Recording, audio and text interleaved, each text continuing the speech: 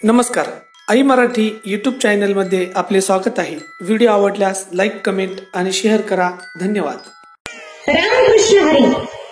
सर्वांनी रामकृष्ण हरी म्हणा. रामकृष्ण हरी. सर्वप्रथम माझी बोलून झाल्याच्या नंतर या महाराजांनी बोलायला सुरुवात केली आणि बोलताना सुरुवात करताना हे महाराज म्हणाले, रामकृष्ण हरी म्हणा. म्हणाले की नाही? महिला मंडळ म्हणाले की नाही? आणखी म्हणाले, जरा मोठ्या आवाजात रामकृष्ण हरी म्हणा. म्हणाले की नाही पुरुष मंडळ? मग हे महाराज जर पैसावादी आहे तर यांनी आपल्या देवाचं नाव का घेतलं? यांनी म्हणायला पाहिजे होतं ना, जय पैसा पैसा म्हणा, जय 1500 म्हणा. पण म्हणाले का? नाही विठ्ठला.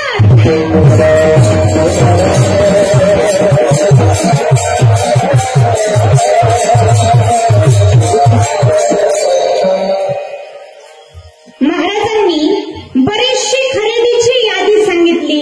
टीव्ही घेण्यासाठी, फ्रीज घेण्यासाठी, जमीन घेण्यासाठी पैसाच लागतो, म्हणून पैसा श्रेष्ठ आहे असे महाराजांनी सांगितले. पण त्यांनी काय सांगितले हे त्यांच्याच लक्षात आले नाही. एक माणूस मेला. हे महाराज त्या ठिकाणी गेले. सर्वजण रडत होते. यांनी एका जणाला विचारलं, काय झालं? एकाने सांगितलं, हो गोळी लागली. कुठं लागली? छातीत लागली. हे महाराज म्हणले, अरे रे रे रे, पण जाऊ द्या, बरं झालं, डोळ्याला तरी नाही लागली, डोळा तरी वाचला. आता मला सांगा, प्राण महत्वाचा का डोळा महत्वाचा? तो माणूस मेला त्याचं काही नाही, पण डोळाच वाचला पाहिजे. प्राणच जर नसेल तर त्या डोळ्याला तरी काय किंमत? त्याचप्रमाणे पुण्यच जर नसेल तर त्या पैशाला तरी काय किंमत? विठ्ठला.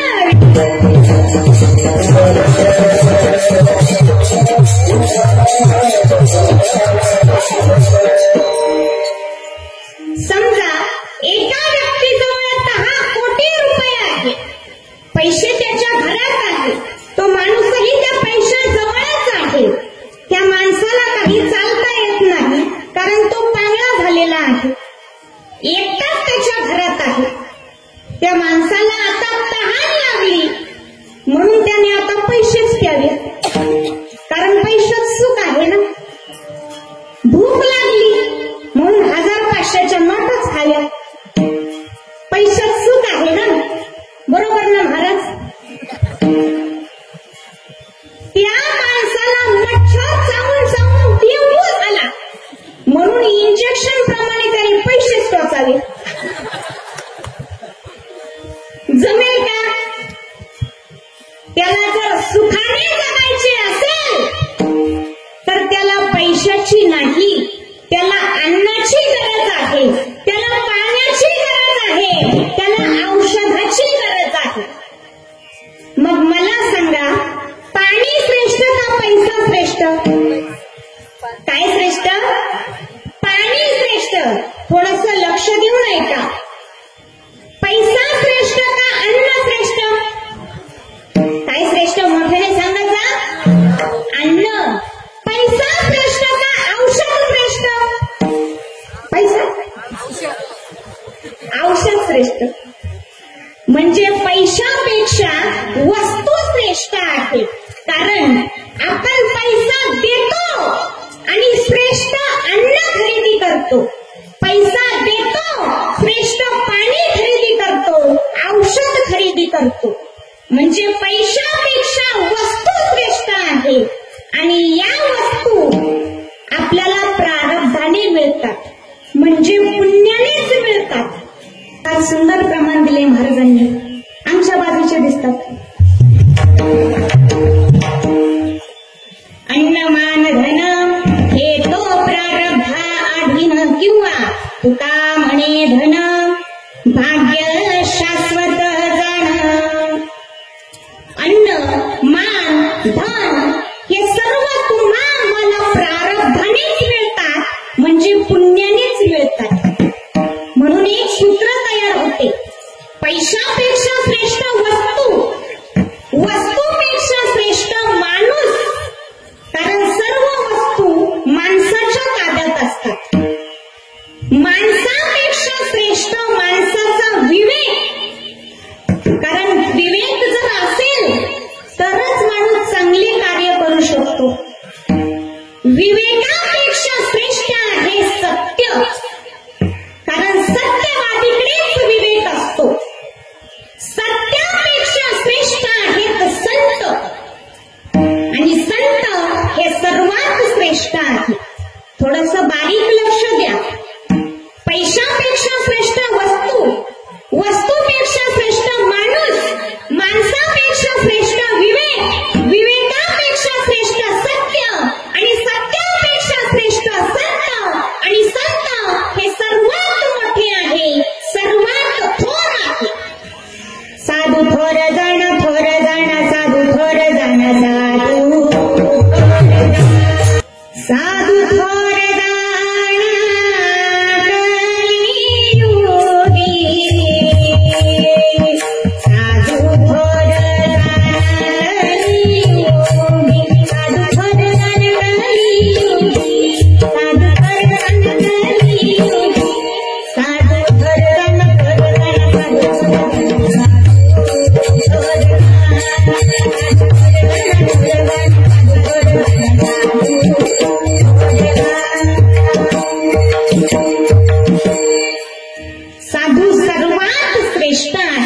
पैशापेक्षा श्रेष्ठ वस्तू, वस्तूपेक्षा श्रेष्ठ माणूस, माणसापेक्षा श्रेष्ठ विवेक, विवेकापेक्षा श्रेष्ठ सत्य, आणि सत्यापेक्षा श्रेष्ठ संत, आणि संत हे सर्वात मोठे आहे.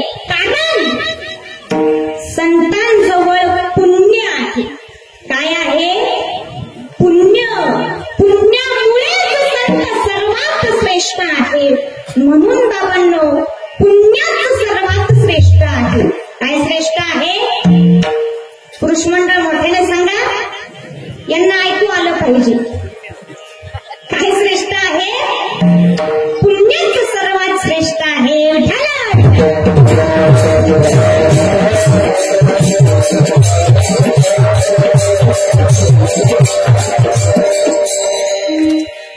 एकदा जगतचेता सिकंदर एका वाळवंटात गेला.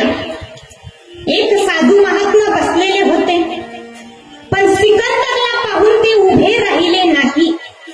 सिकंदरला राग आला. महाराज, तुम्ही मला ओळखलं? मी जग जिंकलेला सिकंदर आहे. एवढी संपत्ती माझ्याजवळ आहे. तुमच्याजवळ काय आहे? त्या साधूनं सांगितलं, राजा, माझ्याजवळ फक्त एक गाडगाभर पाणी आहे, एक ग्लासभर पाणी आहे. पण माझ्या प्रश्नाचं उत्तर दे. समजा तू भयंकर वाळवंटात गेला, तेथे गेल्यानंतर तुला तहान लागली, तुझ्याजवळ पाणी नाही. एका माणसाजवळ ग्लासभरच पाणी आहे, पण ते पाणी तो तुला देत नाही. तू काय करशील? आणि तू त्याच्यावर हत्यार चालवू शकत नाही, अशी शक्ती त्या माणसाकडं. सांग, तू काय करशील? सिकंदर म्हणाला, महाराज, मी जिंकलेल्या देशांपैकी एक देश त्याला देऊन टाकेल आणि ते ग्लासभर पाणी घेईल. साधू म्हणाला, तरीही त्याने पाणी दिले नाही तर मग मी त्याला माझे अर्धे राज्य देईन. तरीही त्याने पाणी दिले नाही तर सिकंदर म्हणाला, मी जिंकलेले सर्वच राज्य त्याला देईन, सर्व संपत्ती देईल, सर्व धन देईल, आणि ते ग्लासभर पाणी घेऊन माझे प्राण मी वाचवीन. साधू म्हणाला, राजा, तुझ्या सर्व संपत्तीची किंमत, तुझ्या सर्व धनाची किंमत फक्त एक ग्लासभर पाण्या इतकी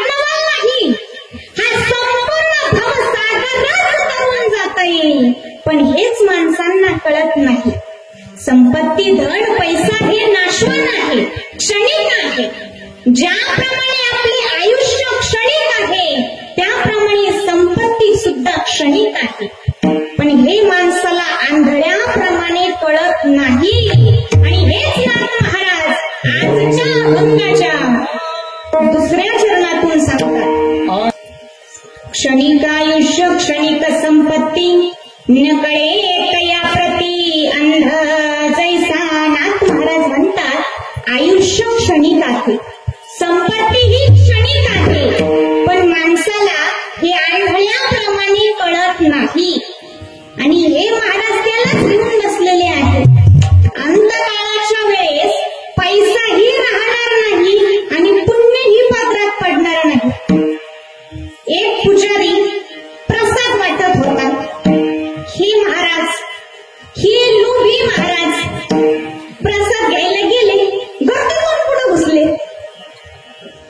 एका हातात प्रसाद घेतला, आता गुपचूप खाऊन घ्यावा ना, तो हात असा माग करून ठेवला आणि डबल प्रसाद घेण्यासाठी दुसरा हात पुढे केला. मागून कुत्रा आलं आणि मागच्या हातातला प्रसाद खाऊन घेतला आणि पुढे पुजाऱ्याच्या डब्यातला प्रसाद सापला. मग या महाराजांनी हळूच हात पुढे करून पाहिला, पाहतात तो काहीच नाही. अहो खाल्ला पण त्याने. हीच गत होणार. पैसा पैसा पैसा पैसा करतात, शेवटी पैसाही राहणार नाही आणि पुण्यही पदरात पडणार नाही. आपण गेल्यानंतर आपलं जे काही आहे ते सर्व वाटून घेतात. गर्मी करते विदौलत आपस में बांट लेंगे, महलों मकान तेरे ये कुछ छाट लेंगे. लोगों को जात को तू भूल गया, अपनी औकात को तू भूल गया, मौत की बात को तू भूल गया और भगवान को तू भूल गया. एक झटका अजल आएगा, अपनी करनी से तू पछताएगा. ये घमंड ये गुरूर टूटेगा, ये घड़ा ये पाप का ये फूटेगा.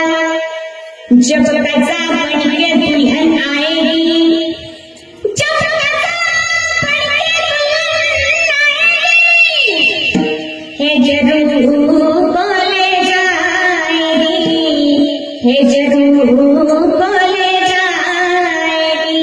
बन के नागर तुझे जस जाएगी, फिर ना दौलत तेरे काम आएगी.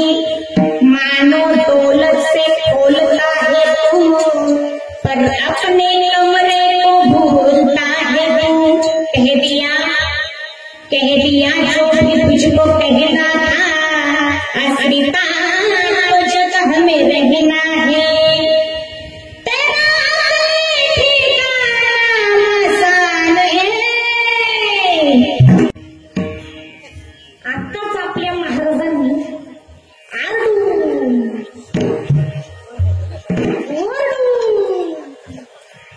कसा सांगितले पुण्यश्रेष्ठ आहे. महाराजांनी सिकंदरचे उदाहरण दिले. त्यानंतरही महाराज म्हणाले आपल्याला जर भवसागर तरुण व्हायचं असेल तर सद्गुरूच लागतो आणि तो सद्गुरू आपल्याला पुण्याने मिळतो. असे महाराज म्हणाले की नाही? सर्वांनी सांगा, म्हणाले की नाही? म्हणाले. सद्गुरू हा पुण्याने मिळतो ही गोष्ट खरी, परंतु यांच्यासारख्या सद्गुरूंची आज जगामध्ये फार गर्दी झालेली आहे.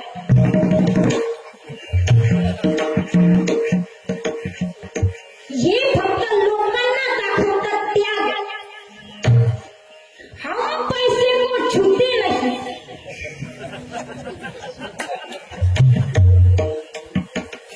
म्हणजे आम्ही पैशाला शिवत नाही.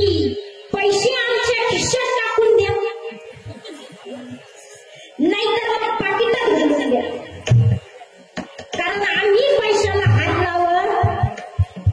अरे बाबा, प्रेमाने घ्यावा, योग्य तो खर्च करावा, पण नाही नुसते लोकांना खुशाली दाखवायची.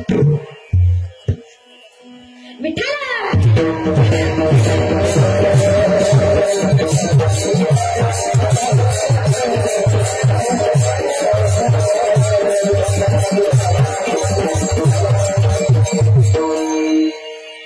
एकदा एके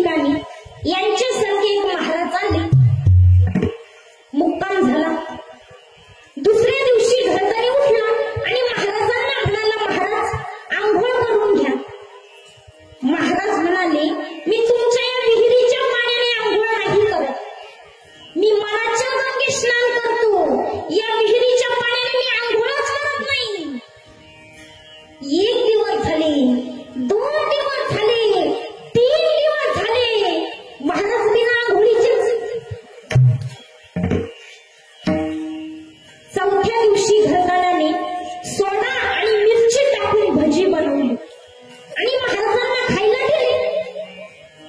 अहो हल्ली ना महाराजांनी रटावून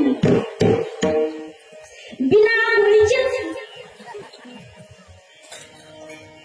मग घरधनी बाहेर आला, दरवाजाची कडी लावून घेतली. खोलीत काही पाणी नव्हते आणि वस्ती रानात होती. बाहेर येऊन घरदाराने सांगितलं की महाराज कितीही ओरडले तरी दरवाजा उघडायचा नाही. गेला घरदारी निघून. इकडे दुपार झाली. सोडा आणि मिरची टाकून ते भजी खाल्लेले होते. लागली ना महाराजांना तहान. लागली ना महाराज वरडायला, अहो दरवाजा उघडा, मला पाणी द्या, दरवाजा उघडा. कोणीच दरवाजा उघडायला तयार नाही. अहो दरवाजा उघडा, मला पाणी द्या, पाणी मारणार. तरी सुद्धा कोणीच दरवाजा उघडायला तयार नाही. तसेच संध्याकाळपर्यंत तर फडून दिलं. संध्याकाळी घरधनी आला आणि दरवाजा उघडला. ते महाराज म्हणाले, अहो दिवसभर घरी कोणी नाही आणि तुम्ही कडी लावून गेले. खोलीतही पाणी नाही. दिवसभर बिना पाण्याचा निर्माणी. तो घरधनी म्हणाला, महाराज ज्या मनाच्या गंगेमध्ये तुम्ही दररोज स्नान करता त्याच मनाच्या गंगेतून तांब्याभर पाणी घेऊन प्यायचं ना. आता बाकी महाराजांना लाज वाटल्यासारखं झालं. महाराज म्हणाले, माफ करा, माफ करा. आता असं कधीच करणार नाही. तुमच्या या विहिरीच्या पाण्यानेच आंघोळ करेल. आता असं कधीच करणार नाही. तुमच्या या विहिरीच्या पाण्यानेच आंघोळ करेल. पाहिजे तर वड्याला जाऊन करील. पण हे कोणाला सांगू नका बरं का. आला का नाही टाळ्यावर.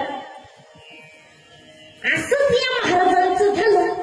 पैसा श्रेष्ठ नाही, पुण्यच श्रेष्ठ. पैसा श्रेष्ठ नाही, पुण्यच श्रेष्ठ. विठ्ठला